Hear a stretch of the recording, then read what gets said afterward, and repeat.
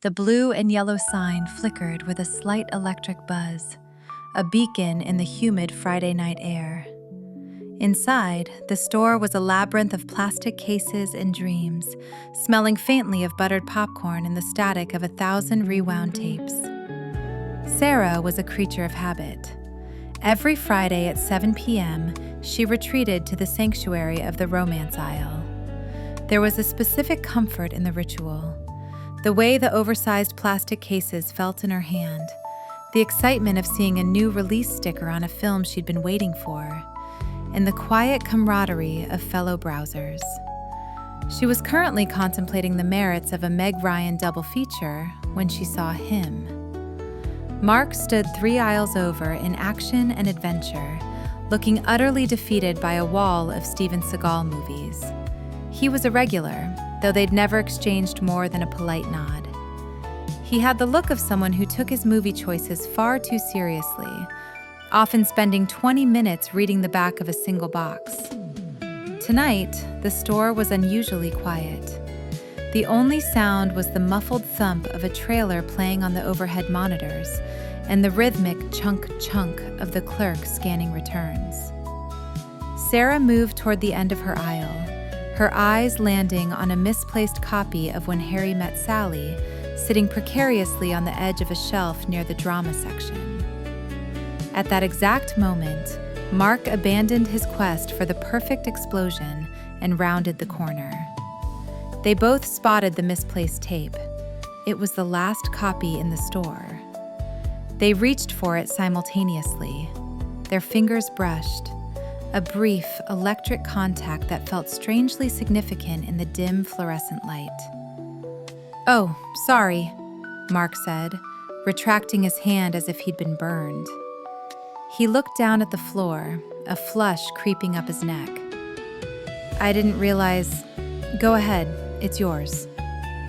Sarah smiled, feeling a sudden, uncharacteristic boldness. "Actually, I was just going to put it back where it belongs. I've seen it a dozen times." She paused, tilting her head. "Are you a fan of the will they won't they classics? Or were you just lost?" Mark laughed, a low, easy sound that made Sarah's pulse skip. "Honestly, I was looking for something that didn't involve a car chase. My brain is fried from work. But When Harry Met Sally, that might be a bit too much dialogue for my current state." "Dialogue is the best part," Sarah countered, leaning against the shelf. "It's the soul of the movie.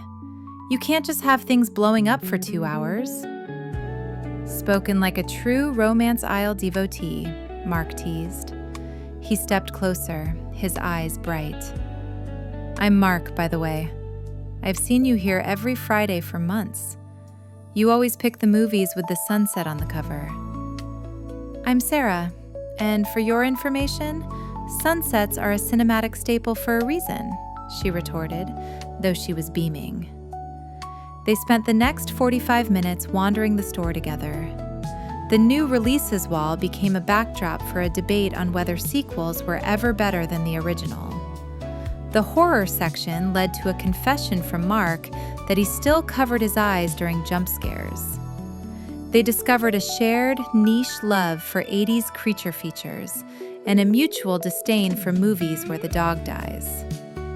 As they reached the staff pick shelf, the manager, a teenager named Leo who looked like he'd rather be anywhere else, cleared his throat over the intercom. "Store closes in 5 minutes. Bring your selections to the front or forever hold your late fees." The spell of the aisles broke. Mark looked at the copy of Die Hard he'd been carrying absent-mindedly. Sarah looked at her empty hands. "We didn't actually pick anything," Mark realized, looking genuinely disappointed. "Maybe that's a sign," Sarah said softly. They walked toward the checkout counter. The air outside was cooling, the neon sign casting long, jagged shadows across the parking lot. As Sarah swiped her membership card for a bag of red vines, her only purchase, Mark hesitated at the exit. "So," he began, shoving his hands into his pockets. "Since we failed so miserably at picking a movie, would you want to maybe go get some actual popcorn? There's a diner down the street that stays open late." Sarah looked at the blue and yellow store behind them, the place where she'd spent so many lonely Fridays. It suddenly felt like a prologue. "I think I'm done with movies for tonight," she said, stepping toward him. "A diner sounds perfect." As they walked away, the Blockbuster sign flickered once more and went dark. But for Sarah and Mark, the feature presentation was just beginning.